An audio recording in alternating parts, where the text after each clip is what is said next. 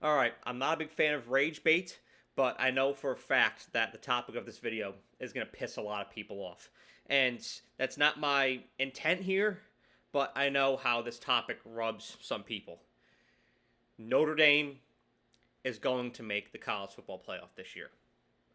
Let that sink in and then hear me out. Let the rage out cuz I know it's there. And then let me proceed to explain.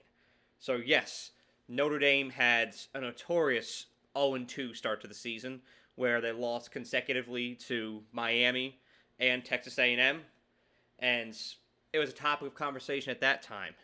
With two losses already on the books, can Notre Dame muster up a resume to qualify for a playoff spot? And a lot of people were outraged by the fact that Notre Dame was still ranked, even though they sat at 0-2. And that was a debatable topic, but I probably leaned on the side of they should have been unranked for at least that time. However, a little bit more than a month has elapsed since then, and Notre Dame just had a 34-24 victory over USC this past weekend. Very electrifying, enthralling game, I must say, too. If you didn't watch it, go back and watch the highlights. It was a very entertaining game.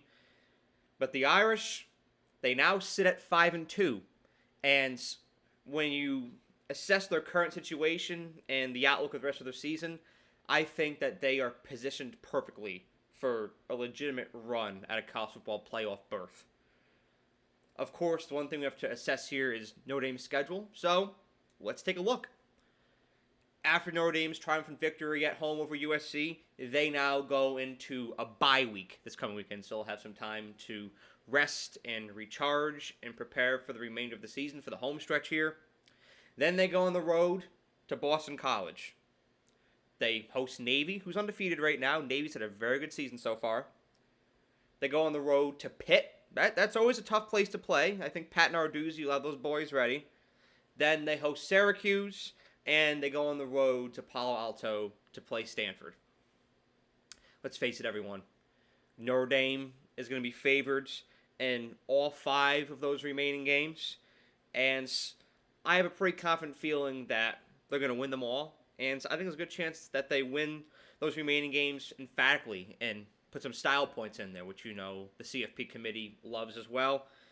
Their biggest test remaining is Navy, who's undefeated, but that matchup reminds me a lot of the Army game last year. Army was undefeated at the time that they played Notre Dame last year, and a lot of eyeballs were on that game because Notre Dame's season was on the line. They had a loss to Northern Illinois. They could not afford one more, especially to a G5 Army team after they lost to a G5 team earlier that season.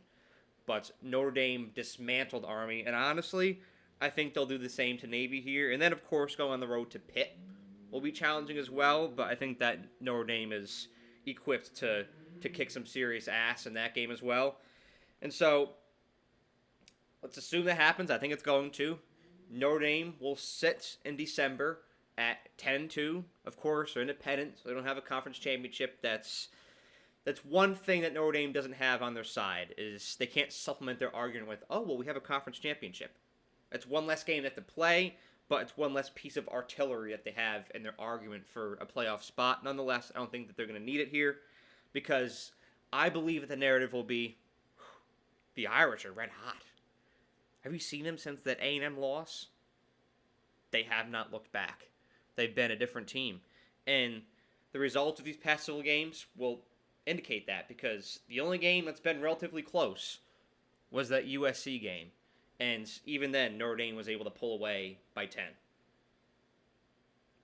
And also, the other thing you have to consider, too, the fact of the matter, more teams are going to lose between now and the end of the season. We still haven't even really reached that chaotic point of the season yet. I mean, that's just how college football is now, with the 12-team playoff, with 2 bye weeks, with these conference schedules you have now. They're loaded. More chaos is going to ensue. Last year at this time in October, we thought we saw a lot of chaos. At this point, well, your jaw would be dropped when you would see what would end up happening in November. And I think that we are just at the tip of the iceberg when it comes to the craziness and the chaos that we're going to see this season once again. So more teams are going to lose. There's going to be more 2-loss teams, more 3-loss teams, and maybe even some 4-loss teams out there that may be trying to find an argument to get into the playoff, although they most likely will not.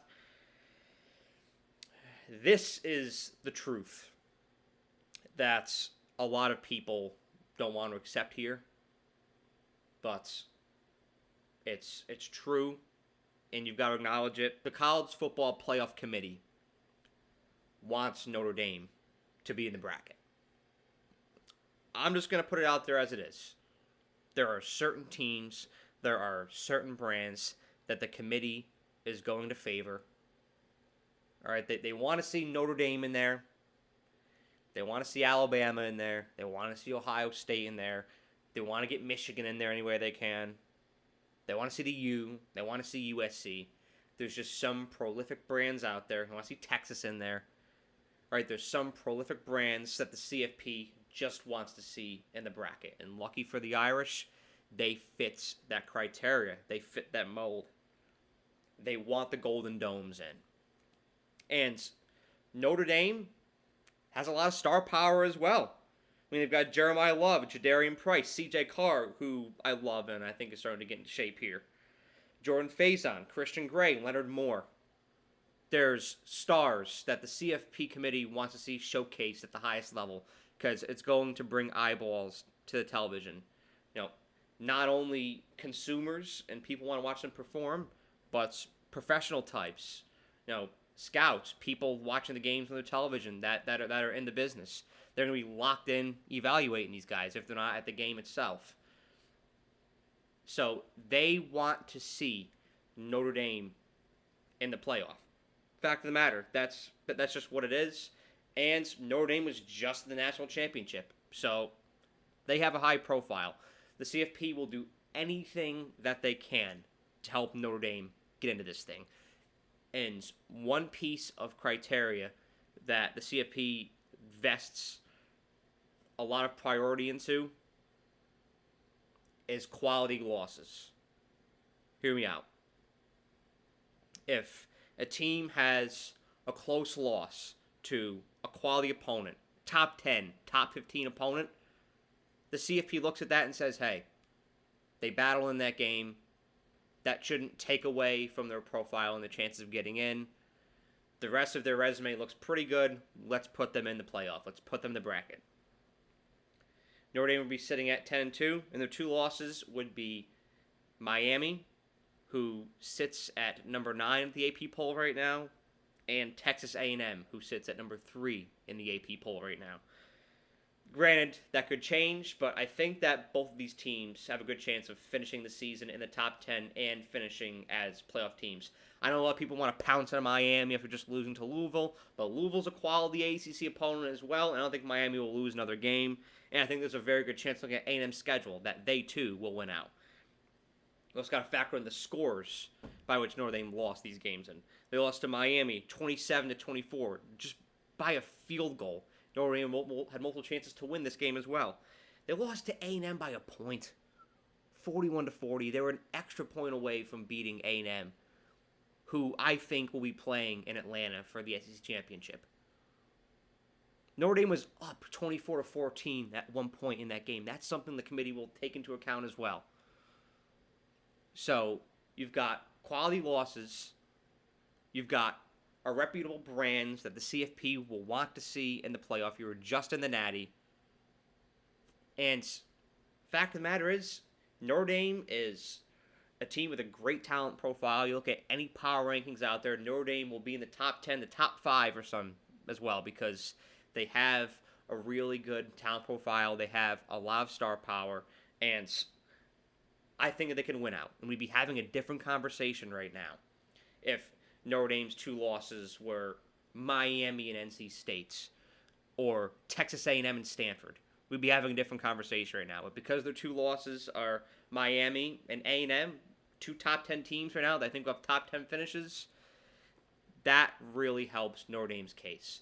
So when all is said and done, I think Notre Dame finds a way to sneak into the CFP this year. But let me know what y'all think in the comment section below. Thank y'all for watching. Have a great day.